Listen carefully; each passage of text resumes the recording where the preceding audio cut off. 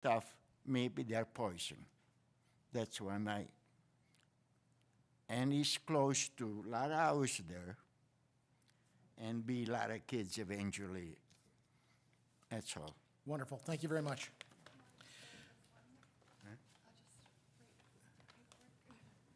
Would any other members of the public wish to speak? Come on down.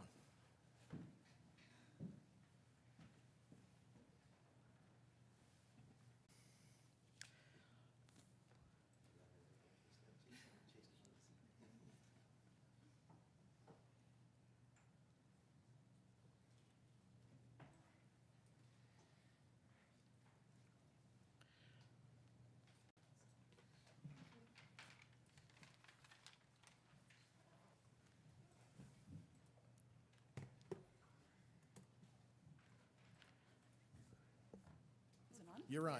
Go. I'm Nicole Gurley from 34 Goodwin Drive, Huntsville, Ontario, P1H2R3. And I did provide written comment, but I did only provide it this morning, and I appreciate based on council's agenda today that maybe you guys weren't able to read it. So I just wanted to make some quick points, try and get everybody out of here as quickly as possible. Previously, I do appreciate comments from staff regarding the instead of renaturalization, actual revegetation plan for the property. There's been excessive site alteration since I moved there in 2021. I've also been on Goodwin Drive previous to that since 2016. There's been extensive site alteration since then. I would also comment that the environmental impact study that's been completed for the property previously, there has also been site alteration since that environmental impact study has been done. So I'd actually just comment that I actually don't believe, from my perspective, that it actually showcases what's there. And in that EIS, there was actually indications that there's species at risk, and further studies were actually required at that point in time. And I do believe when council heard that in February of 2023, that it was put into the community planning permit at the time that additional studies were to be completed. So we have not seen those yet. Staff has been very great to communicate back with me on some of those things, as well as a traffic impact study.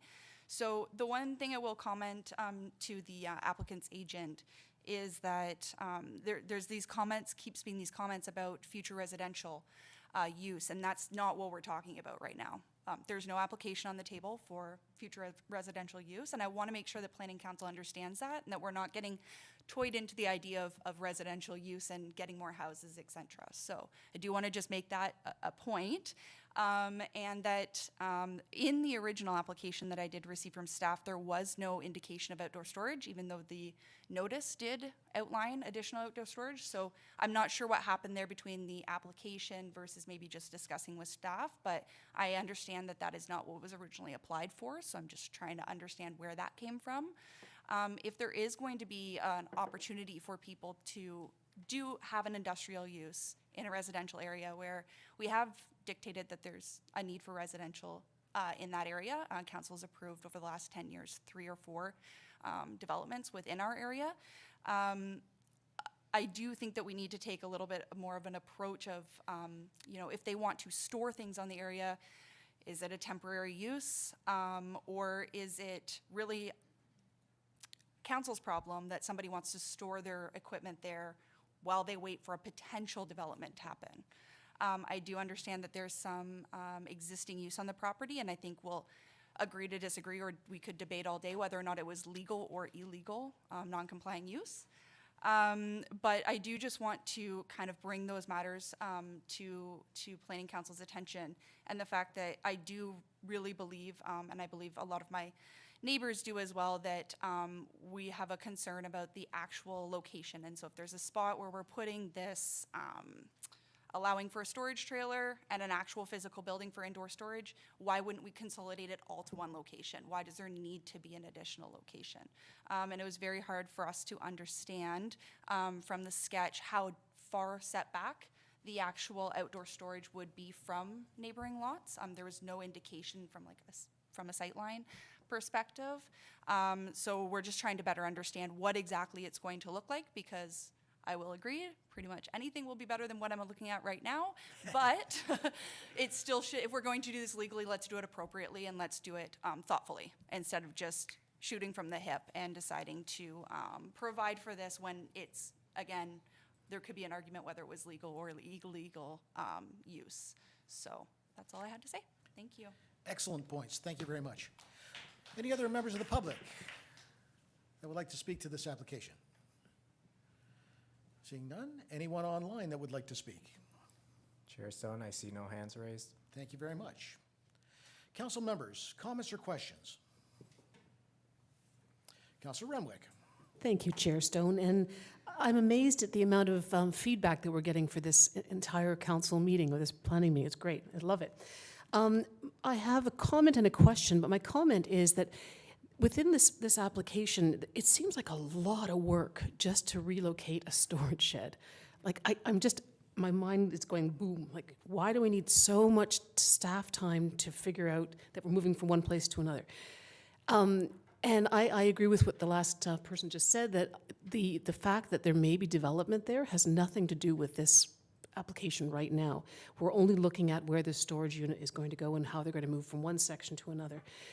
If in the future, and this is continuing my comment, that in the future, should this property not conform to a property standards, that's something that a neighbor could call the town and say, the property standards are that you need to clean up your mess.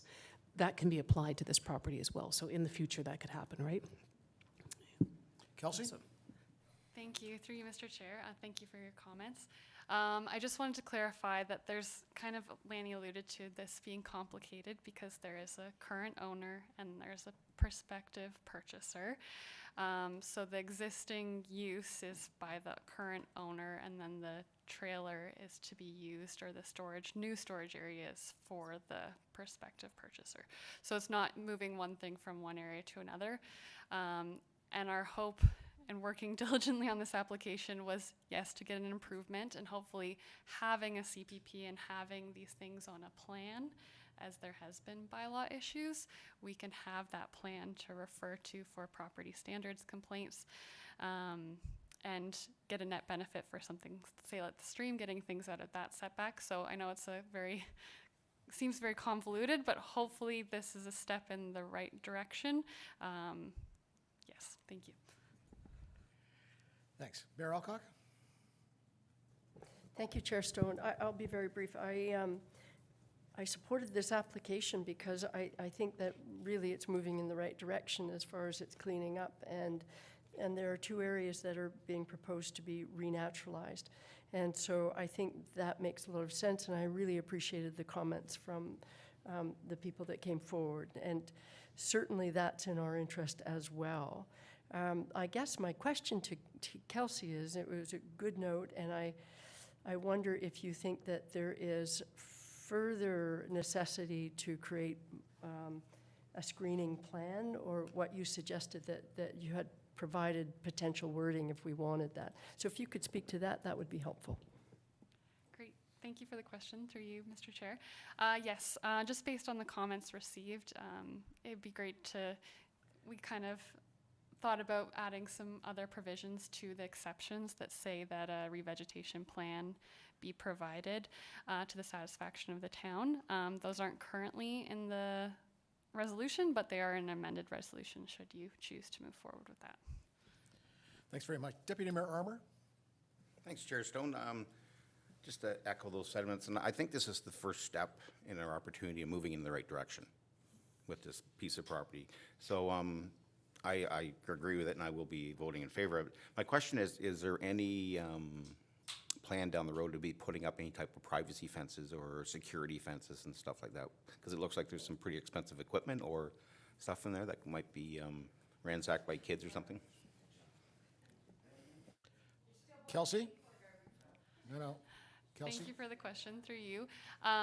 So there isn't any proposal for security fences. I know that the property, similar to our first item, is something that people go through, maybe.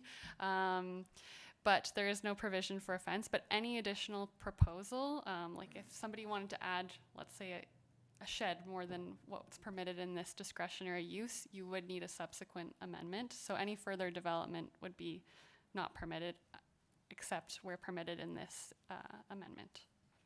Councillor Cluche. Through you, Chair. I'd almost like to see the revegetation and regeneration done before they're able to build the building. Because if he gets the permit to build the building, then the next thing, and it flips, whatever, how do we know that the next guy's gonna do it? So I'd like to see the regeneration of the land and cleaned up a bit before we, because it does look like there's lots of stuff there and a little bit of an eyesore. Kelsey? Thank you for the question. So through you, this is the first step, but the next step would be a CPP. So they wouldn't be provided a building permit until they finish the CPP, which we would ask for the revegetation plan, which would be included in that. A follow-up? Go ahead. So do we get the plan or do we get the work before he gets, I'm just worried that the regeneration won't be done. That's my concerns on this issue. Even though they go through the CPP and everything, I just want to make sure that that's going to be done because it can get passed on. Already we're hearing of another buyer in there for the property. So, you know, like what's going to happen, that's all. So is the revegetation going to happen when we approve this? So how it would work is if you approve this and you added that provision, that language, even if you didn't, but that language would provide extra assurance that it would happen. They would have to submit a CPP application for the proposal, and within that application, for a complete application, they'd have to have a revegetation plan. Within the revegetation plan, they'd specify where they're going to plant, how many species, and then usually we have a security associated with that to ensure that that planting's done. This is kind of a unique situation, but that's usually how it goes. The process goes. Thank you. Councillor Clark. Thank you, Chair Stone. So I just need a little bit of clarification. So the applicant is building a storage building at his cost, I believe, but the current owner won't be using it for his own storage. Is that correct? Okay. Okay, I understand that now. So I would also echo Deputy Mayor Armour's comments that if anything else it comes back to us, Planning Council, with this application later on, I think we need to address fencing and screening at that time if there's any other changes that come back later on this property. I don't see other hands at the moment. So the derelict vehicles, are they going to stay? What happens to the soil? Is it leaking oil and gas into the land? What's happening with those? Do we have control over that? Thank you for the question. So at the moment, we're hoping that the current storage will be consolidated to one area. And then eventually, we don't know the future proposal, but should there be a future proposal, they would need to do the appropriate environmental works, and that might involve, this is all speculative, a cleaning up of those sites and a record of site condition, something of that sort. But we don't know because we don't have that application in front of us.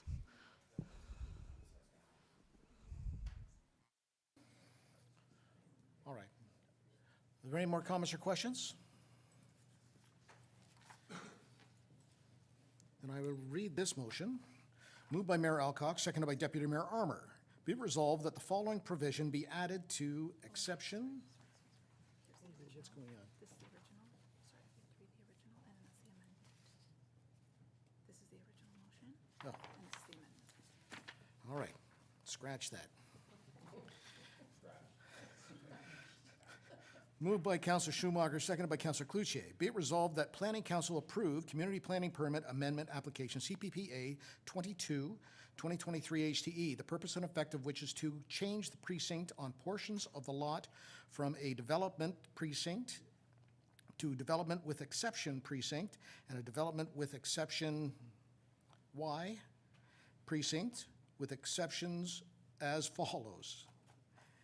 To permit a 216 square meter storage building, office trailer, and outdoor storage as discretionary uses. and to permit outdoor storage as a discretionary use. That was the original motion. I'm going to read this.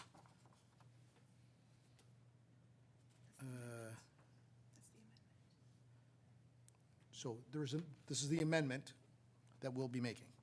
So moved by Mayor Alcock, seconded by Deputy Mayor Armour. Be it resolved that the following provision be added to exception X. In addition to any other relevant requirements in the CPP bylaw being appropriately addressed, a community planning permit shall not be issued for development to proceed on the property unless a planting plan is provided to the satisfaction of the town to address the required revegetation and vegetative screening. And that the following provision be added to exception Y.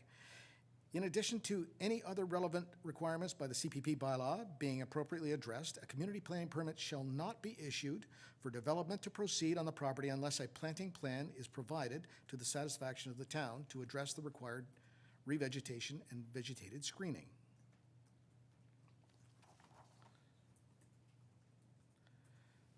A question by Councillor Fitzgerald. If the property does in fact change hands, do our bylaws have enough teeth to remove the stuff that's on the property that is what we think is junk? And you know who that question's for. Director Maxwell? Thank you, Chair Stone. If the town chose to enforce the removal of everything on the site, we do have that ability. Regardless of owner and regardless of status of exceptions and everything else. Through you, as long as the property is not in compliance with the CPP or with our clean yards or property standards bylaws, we can enforce it. One more follow-up, Chair Stone. Sure. So if the equipment is derelict, we have the ability in our clean yards and bylaws to have it removed. If that was the determination, yes. Okay, thank you.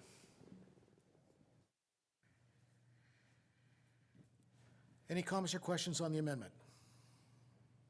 All in favor of the amendment? And that's carried.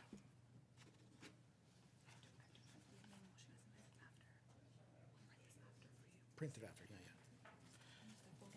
And now the main motion is amended. All in favor? And that's carried.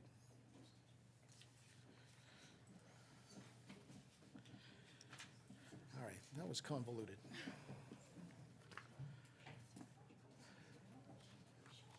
Okay, Kelsey, let's move right along here to the Cantillon application.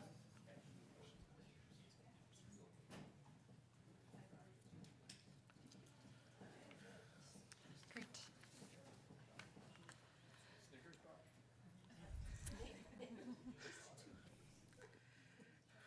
This close. All right. Okay. Thank you, Mr. Chair. Through you, the subject property is located at 12 Caroline Street East. The property is within the urban residential designation within the, it's in the central business district designation and the official plan. And the property is within the central business district precinct with site-specific exception C10077 and C10076. The application has been submitted to permit an existing short-term rental accommodation unit in the detached one-story building on the north portion of the property. So you could see it in this former site plan. The application would remove the site-specific exception C10067, which limits the use of the detached one-story building to a refreshment stand, and amends the precinct to central business district with exception to permit this short-term rental accommodation within the detached accessory structure, and recognize the existing development as being in compliance with the CPP bylaw. The property contains the site specifics as they were added in 2010. The C10076 restricts the use on the north portion of the property to a refreshment stand, which means it shall be the only permitted use and shall mean a freestanding building which serves Foodstuffs and refreshments are sold or offered for sales for consumption by the public, which the building resides on the premises as, not to be removed on a daily basis, and may include and be not limited to an ice cream stand. So it was permitted in 2010 to be a refreshment stand, and that's no longer the use. The site-specific exception also lists the precinct standards for area, lot coverage, and setbacks, which still to apply to the building today. As mentioned, the subject lands are within the CBD, Central Business District, which permits a full range of retail, personal service, commercial, entertainment, and multiple residential in mixed-use buildings. The uses permitted are within a transition, allow for transition zones. Shall also generally include residential and small-scale commercial, administrative, and institutional uses. In this instance, the one-story building is oriented towards the exterior side yard closest to the street, pedestrian-oriented, and the building is within the residential character. So it's a good transitional use to have this this tourist commercial short-term accommodation. The application was circulated in accordance with the provision of the Planning Act and the Community Planning Permit. There were no objections provided for the proposal, and the district also had comments and they had no objections. Through staff's review and analysis, the application would appear to conform with the intent of the official plan and be consistent with the provincial policy statement, and therefore staff are recommending approval. Thank you, and I'd be happy to answer any questions. Thank you. I'll call on the applicant or representative to make any comments. Nobody? Excellent. Members of the public that would like to make comments about this application? Seeing none, anybody online, raise your electronic hand. Chair Stone, I see no hands raised. Excellent. Council members. Oh, Through Councilor you, Chair Renwick. Stone, I just have to ask one question of the applicant. Are you going to keep the house the same color, the purple house? Yay. Thank you. No other comments? Moved by Mayor Alcock, seconded by Councilor Fitzgerald. Be it resolved that Planning Council approve Community Planning Permit Amendment Application CPPA 23, 2023 HTE, deleting previous site-specific zoning exception C1-0076, and changing the precinct on the portion of the lands from a central business district precinct to a central business district with exception X to recognize the existing physical development of the lands to conform and permit a short-term rental accommodation unit within the existing detached accessory structure. Comments or questions? All in favor? And that's carried. All right. Now that all comments have been received, I declare these public meetings respecting the above applications to be concluded. We will now move to the non-public portion of the meeting. Madeline, Hello, everybody. you're up.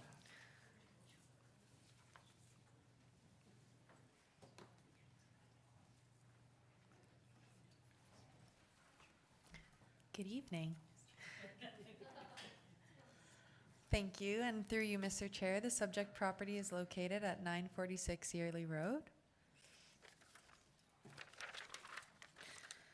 The lot is designated waterfront in Huntsville's official plan and is under the waterfront residential 120-meter precinct with the natural constraints 1 overlay in the community planning permit bylaw. Oh, that was for this slide. The applicant is proposing to recognize the existing structures as the primary use on the property. So I won't read out the exception, but essentially it's listed on the screen for you to read. As this community planning permit amendment application was previously considered by Planning Council on October 11th, 2023. So staff brought the application forward for information only, as further clarification was required from the applicant with respect to encroachments on the right-of-way and structures within proximity to a wetland.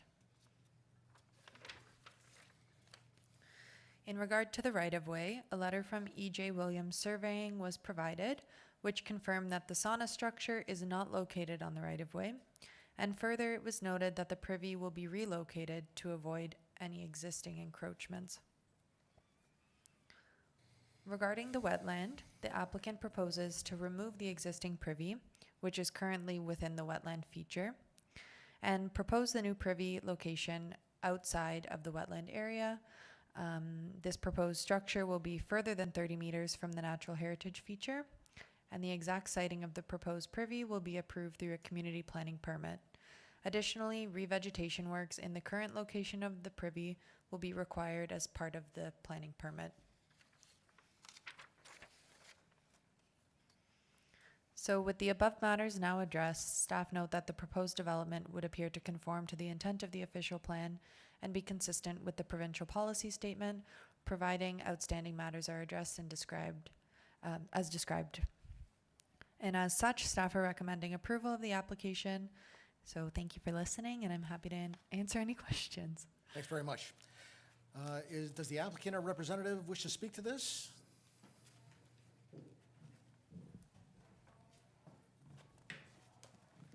So good evening, Chair, members of council. My name is Melissa Markham, Melissa Markham Planning, 1025 Rebecca Lane, Huntsville, Ontario, P1H2J6. I think that staff has worked well with the owners of the property. We've looked at the staff report and we are in concurrence with the recommendation being put forward here this evening. Thank you. I love the speed. Excellent. Excellent. Winning our hearts. Council members, comments or questions? I'm seeing none. Moved by Deputy Mayor Armour, seconded by Councillor Morrison. Be it resolved that Planning Council approve Community Planning Permit Amendment Application CPPA 11, 2023 HTE. Purpose and effect of which is to change the precinct on the lands from a waterfront residential 120 meter precinct to the waterfront residential 120 meter with exception X precinct to recognize 3 9.5 square meter private cabins as the only permitted principal use on the lot, and recognize 4 existing accessory structures, including a 10.5 square meter gazebo, a 9 square meter picnic shelter, a 17.5 square meter sauna, and a 6.5 square meter privy as the only permitted accessory structures. Comments or questions? All in favor? That's carried. Love it. All right, Madeline, moving on to Lynx Lake Road. Thank you. And through you, Mr. Chair, the subject property is located at 760 Lynx Lake Road. The lot is designated rural in Huntsville's official plan and is under the rural precinct with previous site-specific exception 0051 and a natural constraints 2 overlay in the community planning permit bylaw. An application has been made for a Class 3 community planning permit to permit the development of a single detached dwelling on lands having no frontage on a year-round maintained public road. The variation would be necessary to facilitate the creation of one new rural lot, which has been submitted through a concurrent consent application. So the proposed severed lot would have a minimum area of approximately 15 hectares and a total frontage of 146 meters on Lynx Lake Road, approximately 28 meters being on the year-round portion and 118 meters being on the non-maintained municipal seasonal road portion. The severed lands would contain the existing single detached dwelling, and that's shown marked on the screen by the blue star. Similarly, the retained lands would have an area of approximately 15 hectares with 146 meters of frontage. However, frontage would be entirely on the non-maintained municipal seasonal road portion of Lynx Lake Road. This portion of the property contains an existing private cabin, and that's approximately shown in the area marked with a red triangle.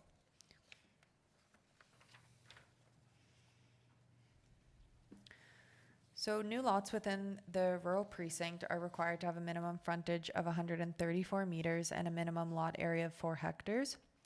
So both the severed and retained lots would meet these requirements. However, frontage for the retained lands would not be on a year-round maintained municipal road. And it should be noted that the subject lands have an existing site-specific exception, which recognizes the existing lot frontage of 28 meters, which is on the year-round portion of Lynx Lake Road, and that's deemed to comply. So woodland retreats are the only permitted structures on properties that have no year-round road frontage, and variations to this provision can be handled through a Class 2 community planning permit. However, they may be processed as a Class 3 permit at the discretion of the Director of Development Services, which was the case in this instance. Variations to the community planning permit bylaw are addressed and evaluated against 5 criteria as mentioned in the report. And overall, in consideration of these criteria, the variation to permit development of a single detached dwelling on lands having no frontage on a year-round maintained road is not suitable, as development should be limited to recreational structures, limit fragmentation of natural heritage features, and not further develop an area where municipal services cannot be provided. Back in June of 2022, Planning Committee approved year-round development on a similar parcel of land to the immediate west of the subject lands. In this regard, the applicant's request to sever the subject lands and request for year-round development follows the precedent of the previous approval. Extending development along non-maintained municipal road allowances will raise the expectation of landowners in the rural area for more municipal services and increase development in areas not allocated for this type of growth. In regard to the official plan, rural residential development should be encouraged in areas where there is existing development.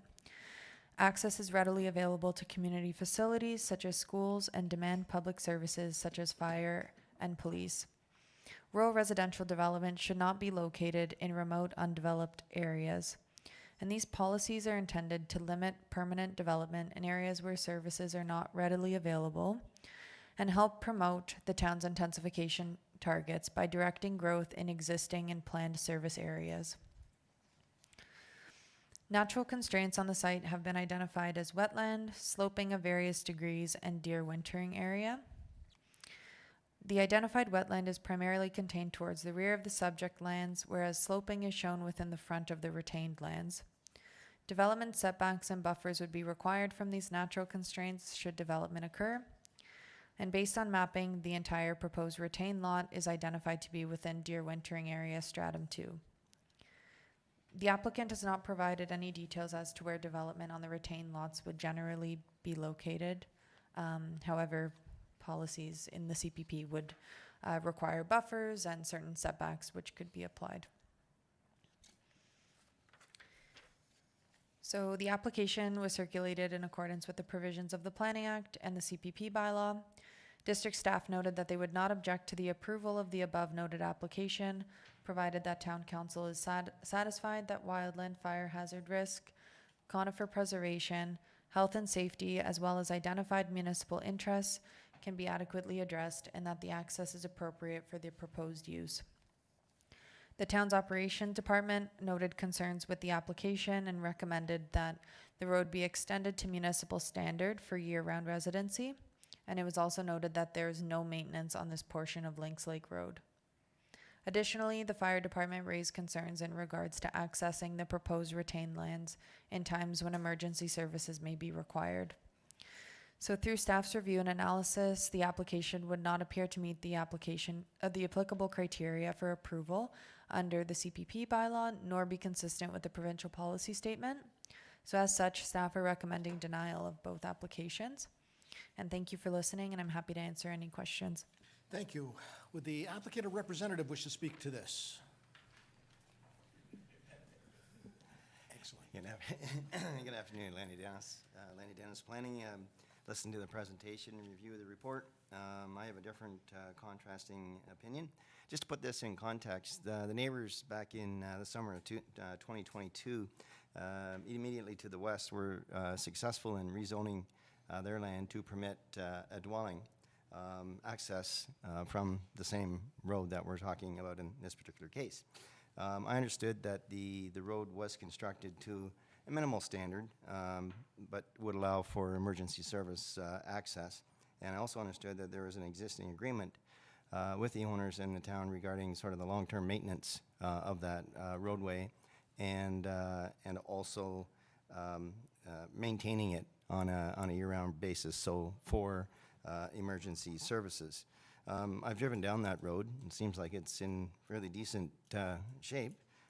And you know, the civic address was assigned to the property at 814 Lynx Lake Road. The merits of the proposal, in my opinion, I would suggest that a similar type agreement be implemented in this particular instance regarding the maintenance, the year-round maintenance of the roadway, and take it even further to absolve, any responsibility and obligation on behalf of the municipality to maintain that road at any given time in the future. In fact, I would take it even one step further. I would suggest that the agreement could also contain a provision where a sprinkler system could be imposed at the time of the construction of the dwelling. I think that the proposal generally reflects the character of the area. You have residential development in the form of single-family residential dwellings all the way along Lynx Lake Road, and then it culminates at the end where I just discussed about the dwelling at 814 Lynx Lake Road. In fact, it could be considered, if you will, a limited minor infilling situation between those existing homes. The lots are very large, 38 acres in size. I think that there's more than ample and suitable area on the lot, the retained lot, to construct a new dwelling, septic system, and a driveway. In fact, probably you might only need a footprint of, say, 5,000 to 10,000 square feet to accommodate all those structures, which is less than 1% of the entire lot area. And from a practical perspective, the wetland is at the rear. There's no way in the world that we're going back that far on the property. And with respect to the steep slopes and the deer wintering habitat, we're certainly not going to construct in some area, especially steep slopes, that isn't conducive to development.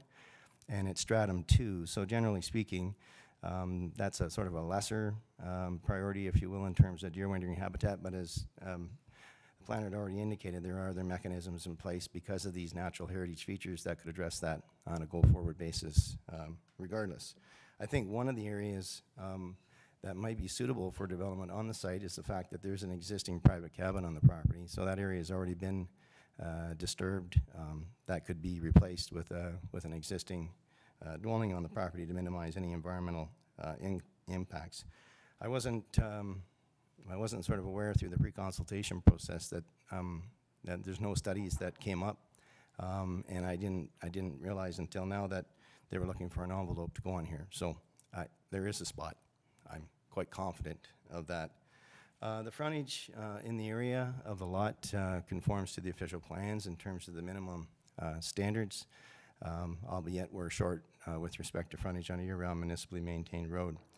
The use is permitted in the OP and the zoning bylaw. It's a dwelling that is permitted on the property. The owner is unable to attend today. He tells me that he has COVID, so it's a good thing he didn't. Anyways, he said he spoke to the neighbor to the south, and I think for obvious reasons, he thinks it's a great idea. I mean, there's one more lot to assist with the maintenance costs of the roadway, and quite frankly, there's a neighbor a little closer to his property. There's the private road already exists. Minimizing any further disturbance on the road allowance. I understand that there's no more additional municipal expenditures. It's one new lot. We talk about rural policies to accommodate the large demand for lots and housing. It increases the tax base without the municipality having to maintain it. So that's my end of my presentation, and hopefully committee will recommend approval of the application. Thanks. Thanks very much. Council members, comments or questions? No, it's not a public meeting. Councillor Morrison, you don't get to talk. Councillor Morrison. Thank you. I guess just looking at quick math, if the severed lot has 140-ish meters and 29 on a year-round road, so we're looking at about 100 and some odd meters, which would be, is that like 500 feet from, would you say? It would be 500 feet from the year-round road? Through you, Chair Stone, it's about 120 meters from the end of the year-round portion of Lynx Lake Road Okay. to the proposed retained lot. Okay, So the retained lot is the one that the year-round development is being proposed on and would have no frontage. so it's north of 400 feet to get it, my head works in feet, not meters, so I'm just trying to get that in my head, but the reason I ask is obviously our biggest concern is always services, fire services, right? Getting in there to save lives. And I wonder if somebody, for instance, had a 400-foot driveway to a house way at the back of a 100-acre lot, would that be allowed? So I think of this more of that because it's, it's really close. It's not close, but I think of the similar idea that if somebody had 100 acres with a 400-foot driveway, we'd probably say, okay. I don't want to get a slippery slope where, all of a sudden 2 concessions over, we're saying, yeah, no problem, build a house. But I want to see where Madeline's thoughts are on that, if we would look at something like that. No, thank you for that question. And maybe Director Maxwell can just correct me if I'm going in the wrong way, but I believe in terms of building code, once the driveway is more than 400 feet, there are certain aspects that have to be included in the construction of that dwelling in relation to fire suppression. But, okay. So I think with seeing how that is a policy that you would follow, that's maybe something, as to Landy's comment earlier, that you could consider if we do move forward to make sure that those things are thought of. So, Councillor Fitzgerald. Thank you, Chair Stone, and thanks, Lanny, and thanks, Madeline. I don't see any reason why we couldn't approve this. Have them extend the road, and if they're going to build on it, they have to install fire sprinkler or fire suppression. That would be my recommendation. Mayor Alcock? Thank you, Chair Stone. I concur with Councillor Fitzgerald, but I would also support the comments made by Lanny that we do have conditions, that a fire sprinkler system is mandatory. Certainly, we do that in other applications, and it makes all the sense in the world, and I think it makes our fire department much more comfortable, as it does our building. So Madeline? that's where I'm at. So I just wanted to point out, as we anticipated, extra conditions in case council was in favor of this application. Because it's a concurrent application, we are recommending that as part of the consent application, that the owners enter into a 5126 agreement. And that agreement, and I just have it here, just to acknowledge that access is off a year-round maintained road. No municipal services will be available, and further that the dwelling must be fully sprinklered or include other fire suppression or mitigation measures to the satisfaction of the town. So I would recommend we keep that in there, and if that's the direction that council wishes to go. Thank you for that, Madeline. I think that's great. Councillor Cluche. Just one question.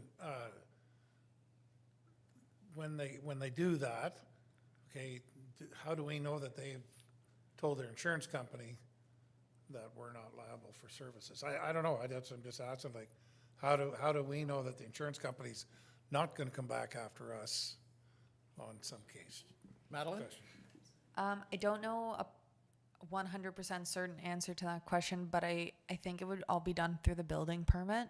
So essentially applying for those permits, they would have to show that they're including those types of fire suppression measures. Councillor Schumacher. Thank you, through you, Chair Stone, to Madeline. And so if they sever the lot and they sell the other lot, does that does the then purchaser know that they've entered into this same agreement? Does real estate tell them? Who tells them that? Yeah, that's a great question, through you, Chair Stone. How a 5126 agreement works, it's an agreement under the Planning Act that gets registered on title with the property. So if a realtor or if any member of the public were to pull the parcel register, you could actually see that a Planning Act agreement has been registered on the property. Yeah.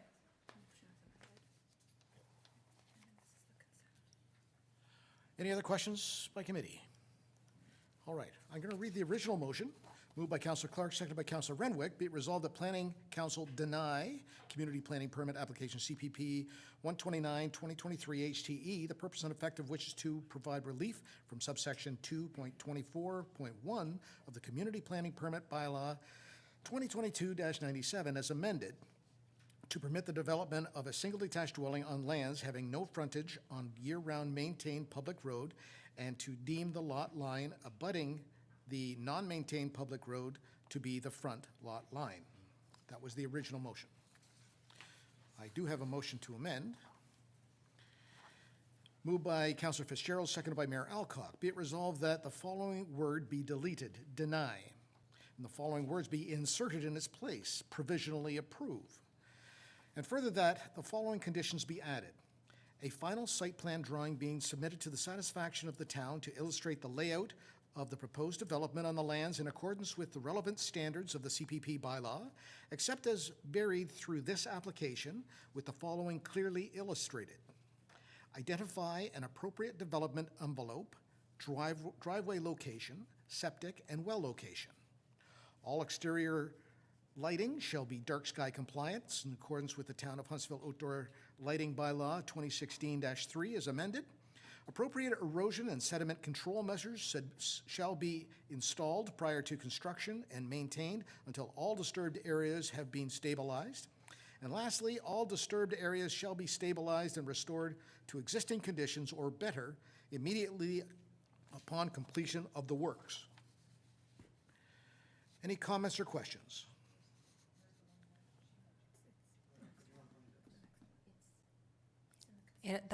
Sorry, maybe I'll just clarify. Please. That's for the community planning permit portion, and then the consent resolution will have the wording for the 5126 agreement. Sorry. So all in favor of this amendment? And that's carried. Have to read that? Oh, the motion, main motion is amended? Almost missed it. All in favor? Carried?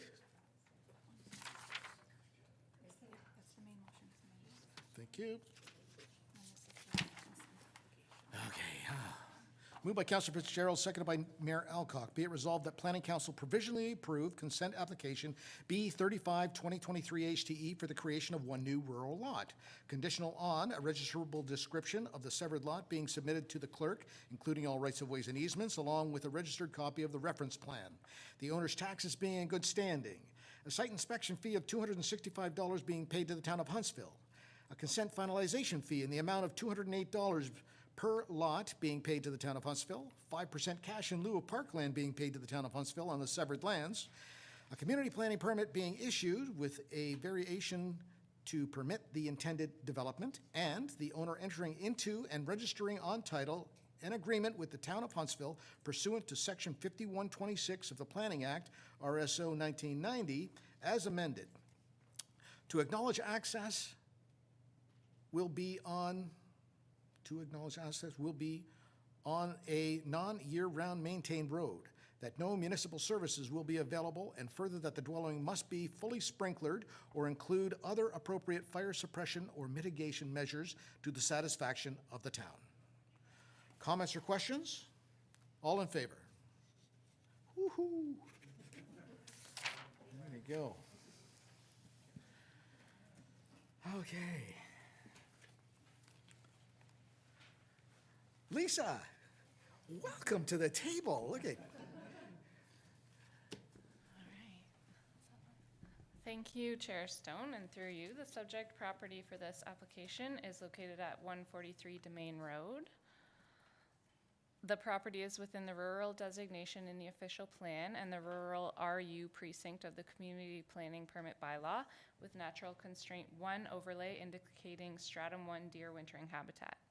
The property is accessed via an unopened road allowance which converges with a section of the Trans-Canada Pipeline. The pipeline right-of-way goes on to cross through the subject property. The purpose and effect of this application is to permit a single detached dwelling with an attached deck and an accessory detached garage on lands having no frontage on a year-round public maintained road, and to deem the lot line on the non-maintained public road allowance to be the front lot line. The Community Planning Permit Bylaw only permits woodland retreats to be constructed on properties that do not have direct access to municipally maintained roads, as Madeline discussed in the previous application. This would be generally a Class 2 variation. However, at the direction of the Director of Development Services, it was determined that this should be heard by Council for consideration as a Class 3 CPP. Madeline also spoke to policies regarding rural development requiring access on municipally maintained roads with the previous application policies of the official plan, that is. The town's official plan also requires transportation infrastructure planning, land use planning, and transportation investment to be coordinated and integrated to implement the growth objectives and planned urban structures of the official plan. And the official plan also requires safe and appropriate access for emergency vehicles, and that grades should be gradual to facilitate the use of the road by emergency and delivery vehicles. Comments received from the town's fire department, building department, and operations department raised concerns related to the access to this property and the inability of emergency services equipment to reach the site. The gradient of the driveway contributes to this concern, and the proximity of the TransCanada pipeline infrastructure to the unopened road allowance and the driveway on this property further complicates the issue. TransCanada has confirmed that despite the presence of its infrastructure, the road allowance could be upgraded to a municipal standard. However, this would require extensive precautionary work, which could include digging up the existing pipeline and possibly replacing it to confirm it could withstand the potential traffic load, and increasing the amount of fill required to be placed between the pipeline and the surface of the road to about double the minimum standard. Maintenance of the road in this location would then come with additional liabilities and potential costs to the town in comparison with the average cost of extending a road where there is no pipeline infrastructure.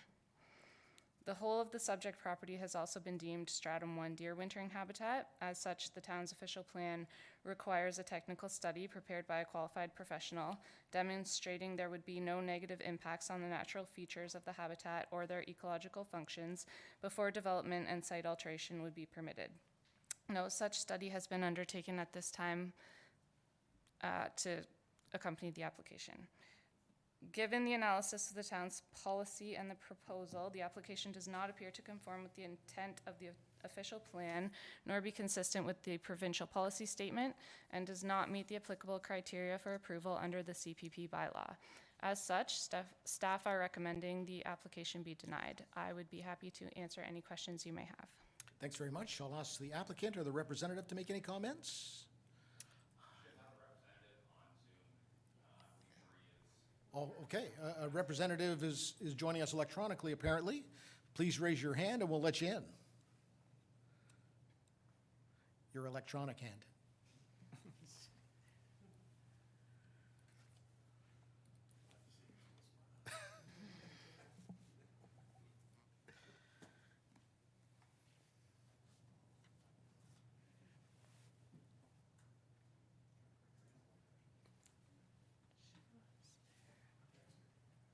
Can you see and hear me? I can hear you, can't see you. Okay, well, All right, lay I've got it my on us video anyway. sure. I know we want to move right along.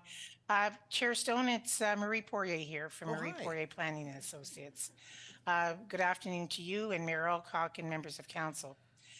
I, as a professional land use planner, do not agree with the staff recommendation to deny. And before I continue, I've lost connection 5 times in the past hour, so if I go away, I will be back. Otherwise, my colleague Cassie Sauer at the office will take over. Okay. The proposal is to obtain the Category 3 CPP to permit a dwelling on a lot that does not front onto a municipal maintained year-round road. Could we see map 1, please, Manuel?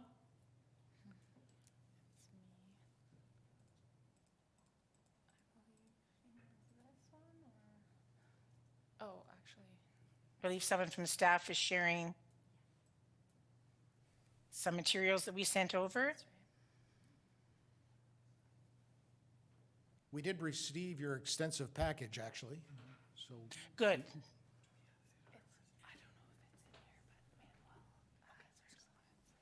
That's not what I'm looking for.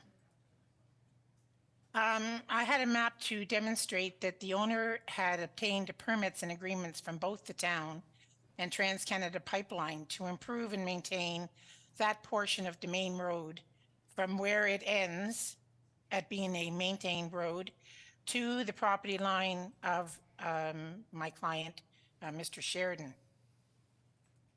Pardon me. It should be noted that historically Domain Road was Aspen Road until the latter road was relocated to its current day position. The Town Public Works Department advises that Domain Road was only improved to the limit of the Trans-Canada pipeline as it comes into my client's property. However, the owner has received two permits already from Trans-Canada Pipeline to improve the road, and they have no concerns with constructing a single-family dwelling so long as setbacks from the pipeline as required are implemented. On that basis, I submit that it is punitive to render this lot sterile to development for residential use, which is a permitted use and which is in complete character with all surrounding lots. As of right, he can construct a driveway on the lot for access, but he just can't obtain a building permit for the dwelling because the building permit application would not meet applicable law. This lot has over 33 acres in area and is in the rural designation of the official plan and in the rural designation according to the provincial policy statement. Single detached dwellings are permitted in this designation and are a permitted use on rural lands, thereby rendering the uses consistent with the PPS. We have a photo. Is it possible to show the photo number 1?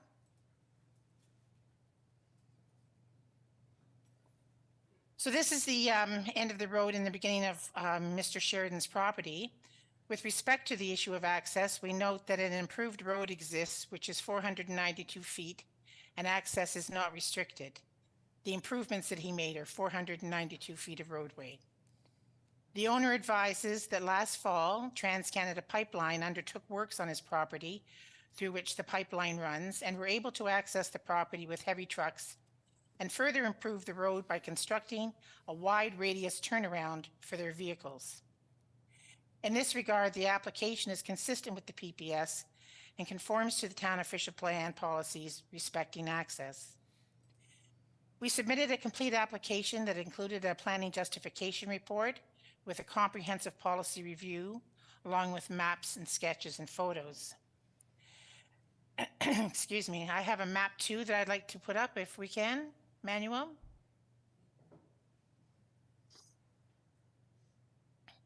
With respect to my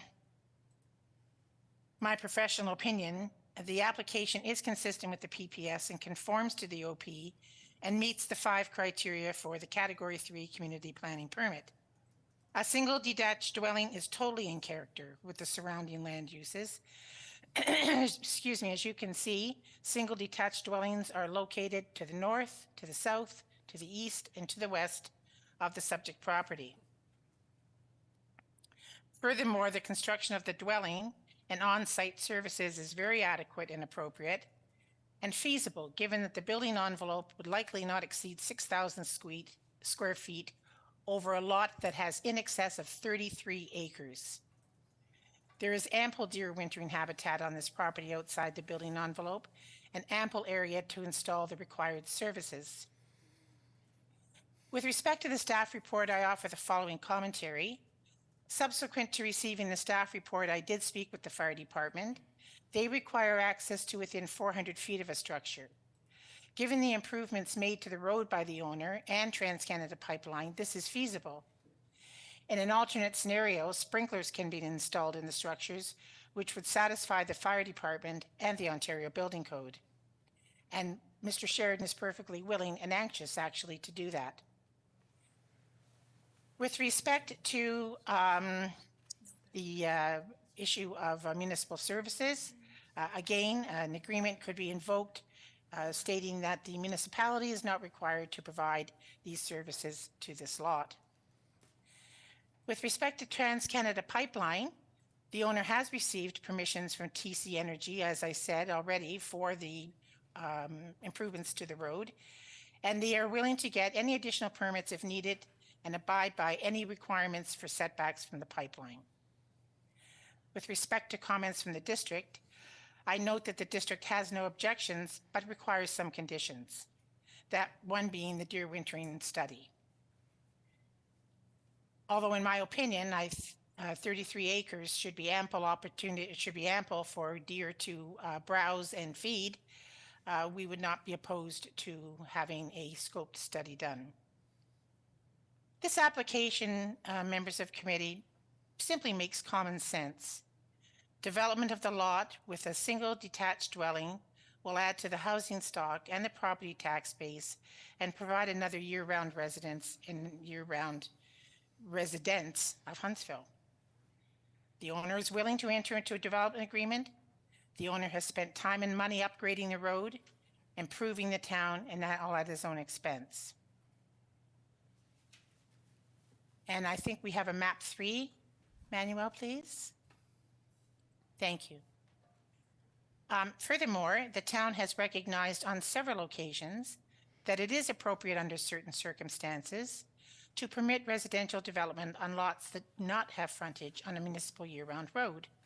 And we included them in our planning report, and we have them here to show you as well. The owner has done everything to work with the town, and he would like to respectfully seek your approval on this application. In my professional opinion, we can satisfy the 5 requirements of the Category 3 Community Permit Planning permit, and in our opinion, this application is consistent with the provincial planning statement, the Town of Huntsville official plan, and is appropriate development for the rural area. We're not putting in a subdivision. We're not creating a lot. The lot's already created. We already have access to the lot line. We just need a building permit. I respectfully request then that this application be approved, and I would be happy to answer any questions that you may have. Thank you so much for your time and your indulgence. It's been a long day for everybody. All right, thanks, Marie. Council members, comments or questions? Deputy Mayor Armour. Not so much a question, just more of a comment. It's been a long day, and we're pretty tight around this table. I see that, and I think that everybody would probably be on the same move to probably approve this. So, and I don't think they need to do a deer habitat study. I think that's would be a waste of funds too. So, I'm not sure what the initial recommendation was, but I'd like to move that we do approve. Councilor Schumacher. Yes, I would move that we approve this and not change, or make an amendment to change deny to approve. I have had conversation with Ms. Bertrand and Mr. Sheridan, and I know they're willing to enter into anything that we want to do here, and they're wanting to build their dream home, and then the house that they're in becomes valuable market for the next person. All right, I'm going to read the original motion. Moved by Councillor Cloutier, seconded by Councillor Schumacher. Be it resolved that Planning Council deny Community Planning Permit Application CPP 128-2023 HTE, the purpose and effect of which is to provide relief from subsections 2.24.1 of the Community Planning Permit Bylaw 2022-97 as amended, to permit the development of a single detached dwelling with an attached deck and an accessory detached garage on lands having no frontage upon year-round maintained public road, and to deem the lot line on the non-maintained public road allowance to be the front lot line. That's the original motion.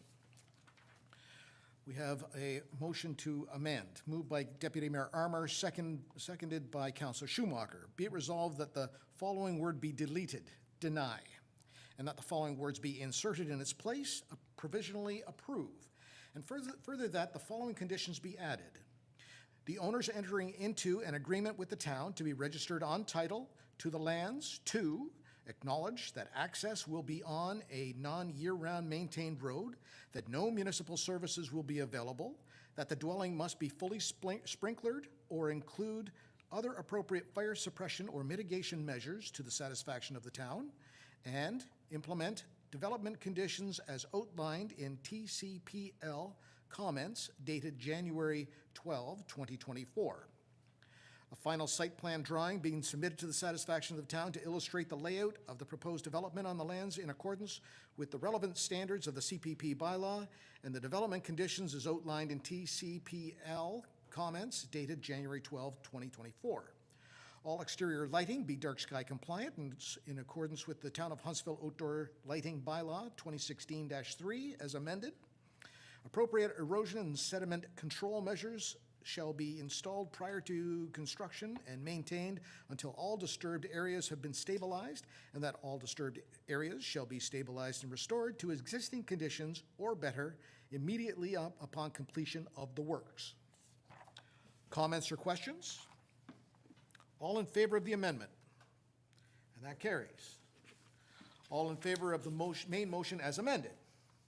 And that carries. Almost there, folks. All right, Kelsey's back up with 21 Church Street. Yes, thank you. Sorry, this is the last one, I think.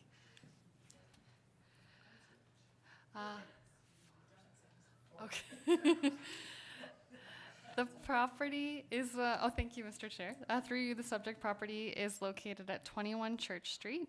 The property is within the urban residential designation in the official plan and within the urban residential low precinct.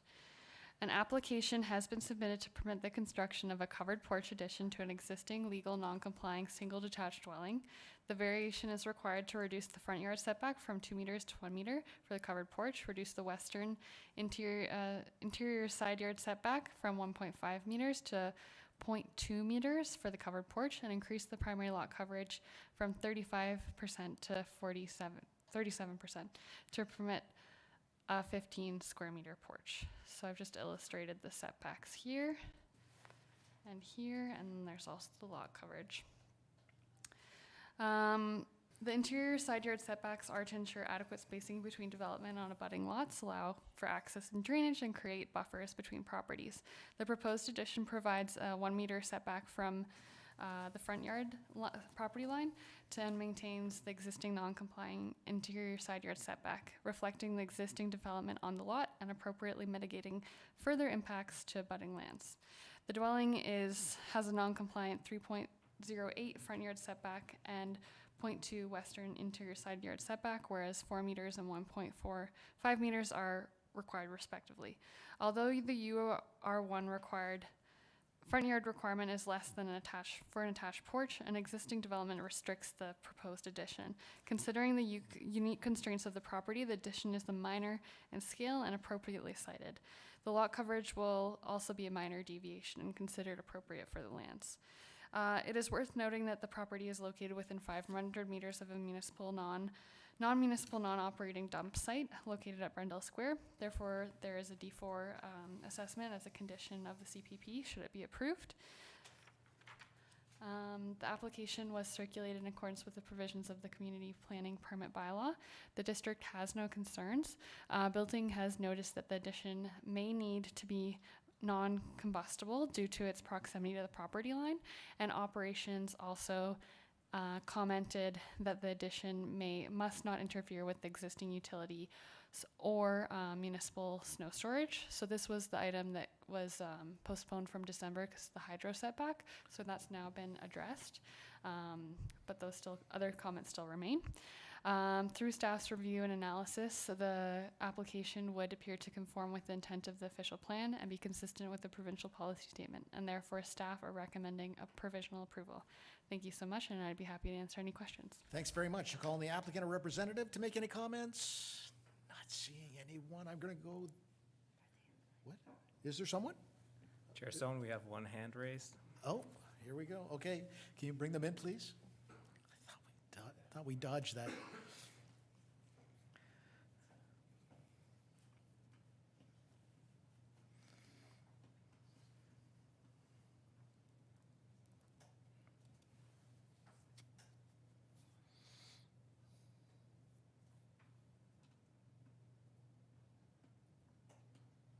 Good evening. Can Hello everyone there. hear me? Yes, we Hi. see you. Okay, it's Jessica Coker from Due North Design and Drafting Inc., 5 River House Lane, P1H2J3. Going to keep this quick. My only request is just to remove the request for the D4 assessment. I know it's provision to ask for this, but I just ask that it be removed as it's unnecessary in my opinion. And I will leave that with you. All right. Thank you very much. Kelsey, did you want to say something? There's amendment ready to address that comment. Okay. Thank you. Mayor Alcock? Thank you, Chair Stone, and I'd be prepared to move that amendment as to the removal of the D4 assessment. Jason. All right. Any other comments or questions by council?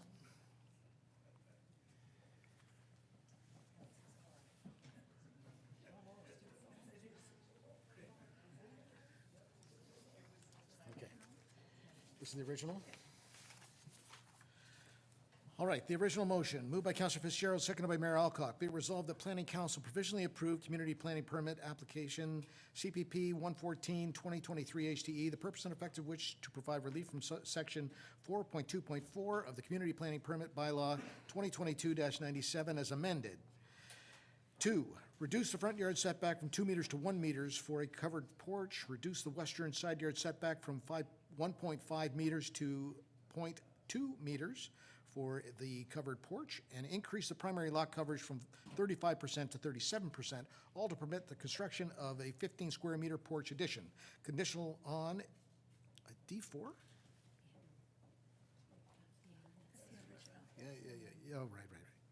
A D4 assessment being provided to examine proposed development and site alteration in relation to a nearby landfill, and further that upon the conditions of approval, provisional approval being fulfilled in accordance with subsection 1.17 of the Community Planning Permit Bylaw 2022-97 as amended, a Class 3 Community Planning Permit be issued to authorize the above described development conditional on the development being carried out in accordance with the Community Planning Permit, including plans and drawings, all exterior lighting being dark sky compliance in accordance with the Town of Huntsville Outdoor Lighting Bylaw 2016-3 as amended, all disturbed areas being stabilized and restored to existing conditions or better after immediately upon completion of the works, and actions and recommendations as required to implement the D4 assessment.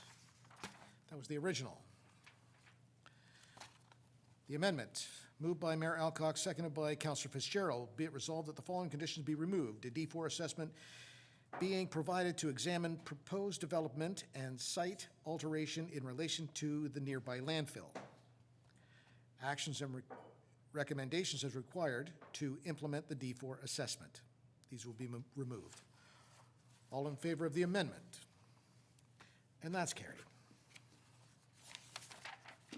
All in favor of the main motion as amended? And that's carried. Almost there. Moved by Councilor Morrison, seconded by Councilor Deputy Mayor Armour. Be it resolved that confirmation bylaw 2024-1 be received, numbered, and read a first, second, and third time, and finally passed the 16th day of January in 2024. All in favor? And that's carried. And here's the good one. Moved by Councilor Renwick, seconded by Councilor Clark. Be it resolved that we do now hereby adjourn at 6:04 p.m. All in favor? He's not doing that. You can stay. Thank you, everyone. It's been a really long day, but tons of great work and great public input. Thank you.